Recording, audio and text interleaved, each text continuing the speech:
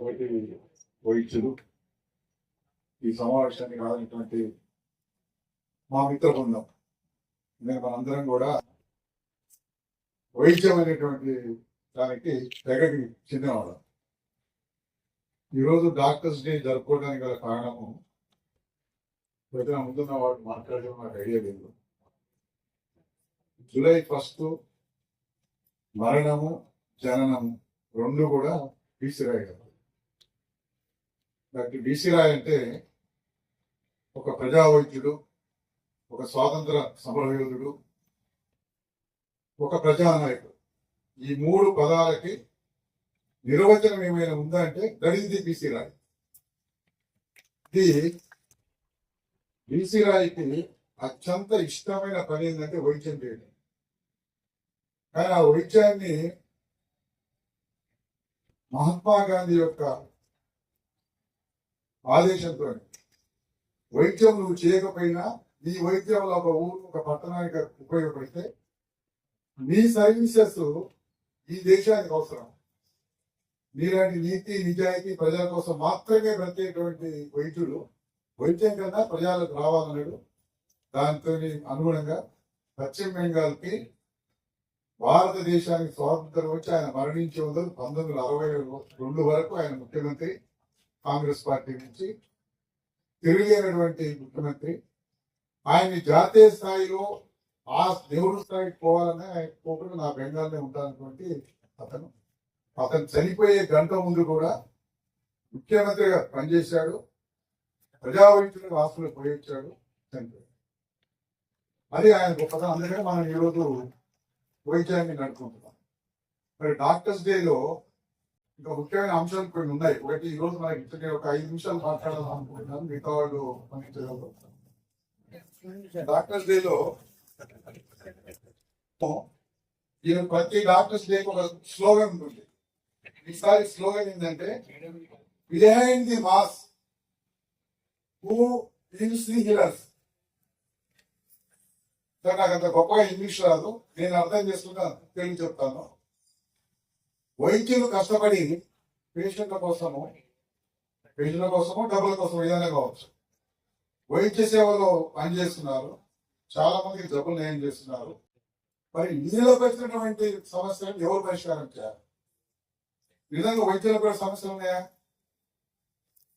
ఇవాళ వైద్యం అనేది, ఎందుకంటే నేను 40 సంవత్సరాలకి వైద్యం చేస్తున్నాను. 1986లో పాస్ అయిన దగ్గర నుంచి. మొట్టమొదటి నా ప్రస్తావన హాల్య, మా సొంతూరు హాల్యలో ప్రాక్టీస్ పెట్టడానికి కారణము, ఆ రోజు అక్కడ జానారెడ్డి గారు మన ఊరు అడిగి ఇక్కడే పెట్టమన్నారు. హాల్యలో పెట్టిన తర్వాత ఉన్నత కావాలనిపించి చదివి మళ్ళీ మనం మీడియాలో ప్రస్తావన ఇచ్చాం. ఈ సమయంలో అనేక ఒడిదుడుకులు చూసాము. వైద్యంలో ఉన్నటువంటి ప్రధాన మార్పు ఈరోజు ఏమైందంటే, ఒక నాకు తెలిసి ఇక్కడ ఉన్న డాక్టర్స్ అందరూ కూడా, డాక్టర్స్ కానీ, సిస్టర్స్ కానీ, పారామెడికల్, ల్యాబ్ టెక్నీషియన్స్ ఎవ్వరు కూడా ఇంటెన్షన్ కానీ, కావాలని కానీ, నిర్లక్ష్యంతో కానీ ఏ ఒక్క పేషెంట్ కి హాని తలపెట్టాలని మానసికంగా ఆలోచన రాదు.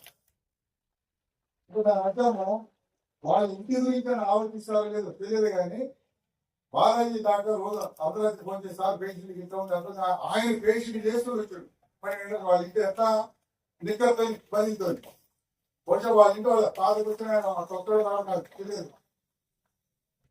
ఒక డాక్టర్ గారు తనకు డెలివరీ చేసి అరుదైన కాంప్లికేషన్ తో బ్లీడింగ్ అవుతుంటే కంట్రోల్ చేసి బ్లడ్ ఇచ్చి, ఆ డాక్టర్ మా హాస్పిటల్ సిబ్బంది వాళ్ళందరూ అంబులెన్స్ వాక్సిన్ పెట్టుకొని వాళ్ళ సొంత చెల్లెల కంటే ఇక్కడ వైద్యము కావలసిన 14 రక్తం ఇచ్చి వైద్యం చేసి, తెల్లారి డబ్బులు లేవని గాంధీ బాబు అని చెప్పి 12 లక్షల రూపాయలు పెట్టి హైదరాబాద్ కార్పొరేట్ హాస్పిటల్లో వైద్యం తీసుకొచ్చారు.